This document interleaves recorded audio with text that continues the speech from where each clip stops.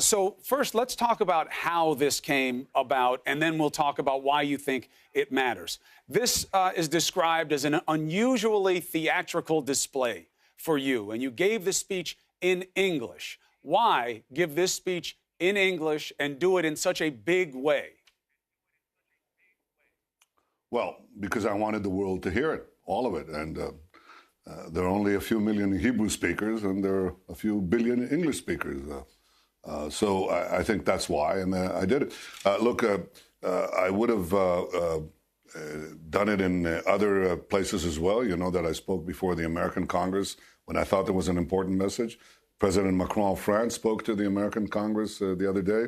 This is a very important subject, which relates to our quest for peace and security in the Middle East and the world. And I thought it was important that the broadest audience possible would hear the dramatic findings that we found about Iran's secret nuclear weapons program. The suggestion is that you wanted to make sure that President Trump heard it and heard it directly from you. The question is, well, what did you change with this information? As you pointed out, you spoke to different allies.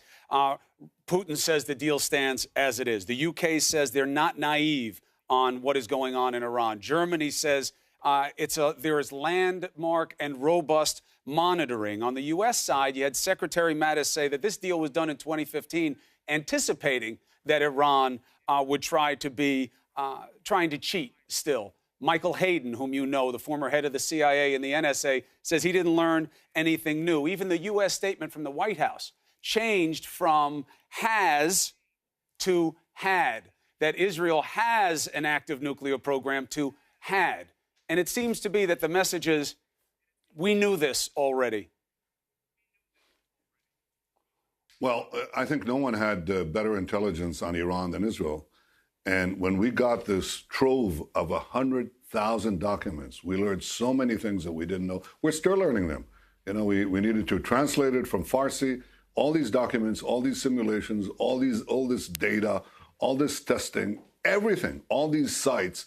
We've learned an enormous amount about Iran's secret nuclear program. Now, the deal that everybody's talking about was premised on the fact that Iran had no such material. But Iran took enormous pains after the nuclear deal and before, but especially after, to hide this information. It's like an arsenal of knowledge. It's not just in the minds of people whom they have. It's the actual calculations that they've done, the blueprints, the measurements.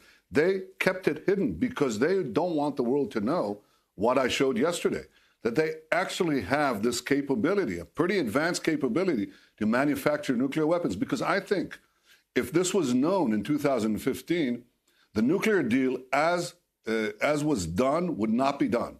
And in fact, a key condition for its implementation was that Iran come clean, and it gave them a clean bill of health, that they have no secret nuclear weapons. So that's not true. Mr. Prime Minister, how do you reconcile? They kept it, and they're ready to use it. So, Mr. Prime Minister, how do you reconcile that notion with what just came out from the International Atomic Energy Agency, the IAEA? Of course, you know, but for the audience, that's the monitoring agency in place to secure the different precepts of the 2015 deal. They say they have no proof that Iran has done anything new. They date it as 2009, that, yes, you're right, this is what Iran was up to. This may be even what it wants to be up to, but that there is no new proof. Well, first of all, there's an enormous amount of new information that we didn't know that shows how advanced they were in their bomb-making work. So that's the first thing. Second, if people knew this, then how could they close the file and say they never did anything like this? This was the condition for entering the deal. Third, I think it's crucial to understand that the nuclear deal right now that we're discussing is premised on the assumption that Iran will somehow become a peaceful country. It's not. It's become an empire that is devouring one country after the other, and that they're doing before they have nuclear weapons. This deal will give them unlimited enrichment of uranium, unlimited in a few years. President Trump said yesterday, 7 years, unlimited enrichment of uranium. Second, it doesn't address their ballistic missiles in which they could carry the bombs. And third, as I've just shown, they have the wherewithal, the stored up, preserved knowledge to make a bomb very quickly. if they wanted to do it. We could, if you put all these three things together, enriched uranium, bomb, missiles together, that's a prescription for catastrophe. Right, but it works both ways, right? It's important for me to put that forward. But it works both ways, right? Why does it work both Mr. ways? Prime Minister, if you have a bad deal. Well, the Secretary of Defense right now, Mattis, said we put this deal together assuming they would try to cheat. So it wasn't done assuming that they would change as a state actor, Iran. Nobody went into it with their eyes closed to that, that reality. But it's better than nothing, right? If there were no deal in place right now, you would have no idea what was going on. And how would that make Israel safer? If by all accounts, Iran has slowed or stopped what it was doing prior to the deal, how would you be safer without a deal?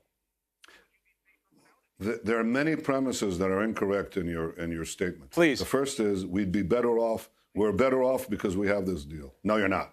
Because this deal, the fact that you have a dangerous deal, the fact that Iran is keeping or not violating a dangerous deal doesn't make it less dangerous. It's completely flawed. It's based on lies. It's based on the fact that they hid the nuclear weapons program and knowledge that they stored up. They didn't come clean with it. And it's also based on the fact that Iran will somehow be a docile neighbor. That's not what's happening. The opposite has happened. I said from the start, look, if you want peace, if you want security, you should oppose that deal as structured. I said that.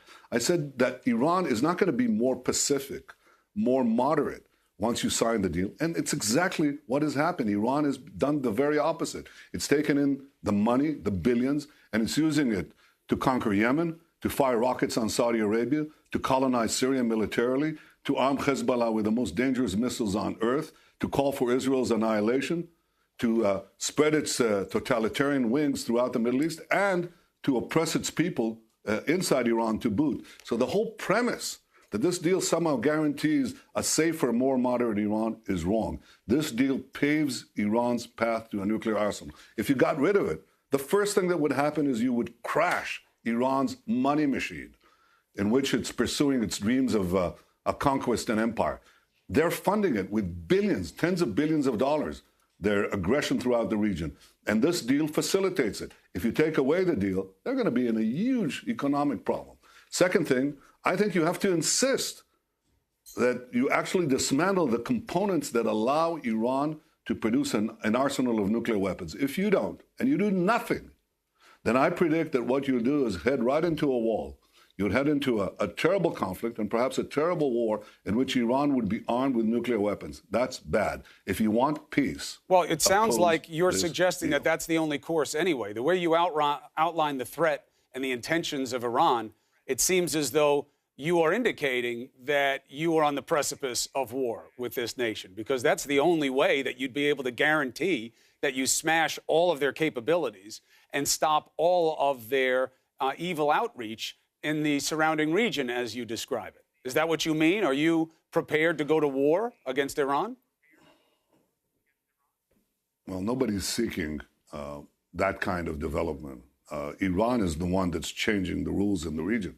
Iran is the one that is practicing aggression against every country in the Middle East.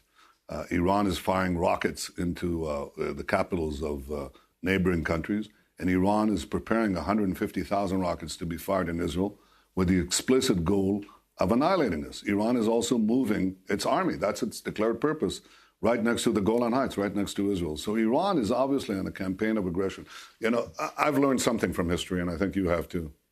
You know, when you have an aggressive, tyrannical regime with a murderous ideology, you know, stop it at the beginning. Don't let that tyranny grow and expand. Don't let that aggression conquer more and more territories. Right. So, yes, you have to take a stand. We take a stand. I think that's the way to prevent war. If history has taught us anything, it's that opposing such tyrannies and their aggression early on actually prevents catastrophe. And if you don't, you invite catastrophe. So, obviously, how you do that is going to be an open question, and it has very lethal implications. That's something that we'll have to see how it develops. The idea of disclosure. Iran won't tell the truth. We had to go in there, is Israel's position, and steal this information so we can know the truth. Disclosure as an issue should work every way. The United States should say what it has. You know where I'm going with this. A yes-no question for you. Does Israel have nuclear capabilities and nuclear weapons? Yes or no? We've always said that we won't be the first to introduce it, so we haven't introduced it. But that's not an answer to the question. Do you have them or do you not? Of any country. It's as good an answer as you're going to get. But I'll tell you one thing, Chris, and I think it's important. You know, Iran signed NPT. Iran signed all sorts of commitments.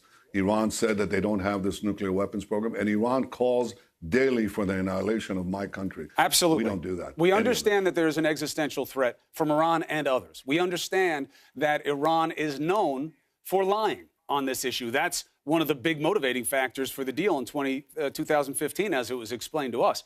But what I'm saying is, if disclosure matters so much, what message does it send when you won't confirm something that is widely believed by the entire international community? How does that inspire the spirit of disclosure? I said that it's not the spirit of disclosure. It's a commitment, a specific written commitment by Iran as part of the deal to disclose what it has. Iran undertook that specific commitment. I understand, but you know what their take on it is that you won't even confirm that you have nuclear weapons when the world already believes that you do. Why? Why keep that quiet? Well, you can make all your assumptions. One thing is clear. Israel is not threatening the annihilation of any country. And you know, it's interesting that the nuclear arms race that I predicted would unfold once this deal was signed, because everybody knew that they were just kicking the can forward for a few years, and as time passes, Iran will get a nuclear arsenal. So now you hear other countries in the region saying, we want nuclear weapons too, or rather, we want unlimited enrichment, nuclear enrichment of uranium, the way Iran gave it. If Iran has it, why shouldn't we have it? So in fact, what this thing is doing, nobody said that about Israel. You may think about Israel what you want for decades. Nobody cared. But as soon as they understood that this regime in Tehran, this murderous terrorist regime that wants to conquer all of the Middle East and is sending its terrorist tentacles throughout the world, the minute they understood that it has a clear path to a nuclear arsenal, everybody now in the Middle East is trying to get their hands on nuclear weapons. Not a good idea. So if you want peace, the crucial thing is don't let Iran get a clear path to the bomb. That's what that deal does. And I think if you want to assure the peace and security of the Middle East and the world, you can't let that happen. Listen, you know, you make a lot of strong points about that. Obviously, less is the only direction to go with nuclear capabilities, not more. And your points about the risk that Iran poses in the region, let alone with its nuclear capabilities, are well known and echoed by many of your allies. My point was just that if what we want is for people to come clean about things, everybody should be open and honest, and it will create a different kind of pressure on what kind of dialogue is expected. But your points are well taken, Mr. Prime Minister. It's good to have you on the show, Benjamin Netanyahu. Thank you very much for taking the opportunity. Thank you for having me.